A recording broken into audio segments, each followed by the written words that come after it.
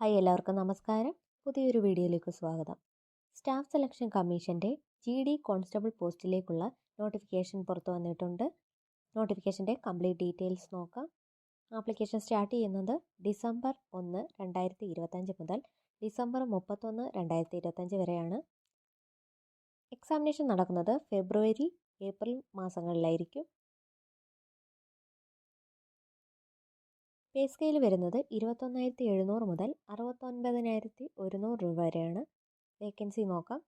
Mail കാൻഡിഡേറ്റ്സിന് BSF 524 vacancy, CISF 13,135 vacancy, CRPF 5,366 vacancy, SSB 1,764 vacancy, ITBP 1,099 vacancy, AR 1,556 vacancy, SSF 23 vacancy.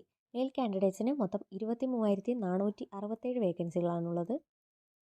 Female കാൻഡിഡേറ്റ്സിന് 2,020 വേക്കൻസികളാണുള്ളത്. മൊത്തം 25,487 വേക്കൻസികളാണ് ഇപ്പോൾ report ചെയ്തിട്ടുള്ളത്. Age limit വരുന്നത് 18 മുതൽ 23 വയസ്സ് വരെയാണ്. SC, ST, OBC, ex servicemen കാൻഡിഡേറ്റ്സിന് ഏജ് റിലാക്സേഷൻ ലഭിക്കുന്നതാണ്. NCCയുടെ വിവിധ സർട്ടിഫിക്കറ്റ്സ് ഉള്ള കാൻഡിഡേറ്റ്സിന് വെയിറ്റേജ് ലഭിക്കുന്നതാണ്. അപ്ലൈ ചെയ്യേണ്ടത് SSCയുടെ വൺ ടൈം രജിസ്ട്രേഷൻ വഴിയാണ്. ഫീസ് വരുന്നത് 100 രൂപയാണ്. വുമൺ കാൻഡിഡേറ്റ്സിനും SC, ST, എക്സ് സർവീസ്മെൻ കാൻഡിഡേറ്റ്സിനും ഫീസ് ഉണ്ടായിരിക്കുന്നതല്ല. കേരളത്തിൽ എക്സാം സെൻറ്റേഴ്സ് വരുന്നത് Alappuzha, Ernakulam, Kollam, Kottayam, Kozhikode, Malappuram, Thiruvananthapuram, Thrissur, Kannur. Computer based examination ആവും ഉണ്ടായിരിക്കുക.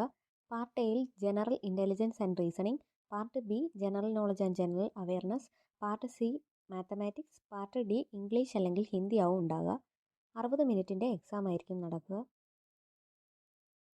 മെയിൽ ആൻഡ് ഫീമെയിൽ കാൻഡിഡേറ്റ്സിന് ഫിസിക്കൽ ടെസ്റ്റ് ഉണ്ടായിരിക്കുന്നതാണ്. കമ്പ്യൂട്ടർ ബേസ്ഡ് എക്സാമിനേഷൻ പാസ്സാവുന്നവർക്കാണ് ഫിസിക്കൽ ടെസ്റ്റ് ഉണ്ടായിരിക്കുക. മെയിൽ കാൻഡിഡേറ്റ്സിന് ഹൈറ്റ് വരുന്നത് 170 സെൻറ്റിമീറ്റർ ആണ്. ഫീമെയിൽ കാൻഡിഡേറ്റ്സിന് 157 സെൻറ്റിമീറ്റർ ആണ് ഹൈറ്റ് വരുന്നത്. മെയിൽ കാൻഡിഡേറ്റ്സിന് ചെസ്റ്റ് എക്സ്പാൻഷൻ അൺഎക്സ്പാൻഡഡ് കാറ്റഗറിയിൽ വരുന്നത് 80 സെൻറ്റിമീറ്റർ ആണ്. മിനിമം എക്സ്പാൻഷൻ 5 സെൻറ്റിമീറ്റർ ആണ്. താല്പര്യമുള്ള കാൻഡിഡേറ്റ്സ് SSCയുടെ ഒഫീഷ്യൽ വെബ്സൈറ്റ് വഴി അപ്ലൈ ചെയ്യേണ്ടതാണ്. മറ്റൊരു വീഡിയോയുമായി കാണുന്നതുവരെ നന്ദി.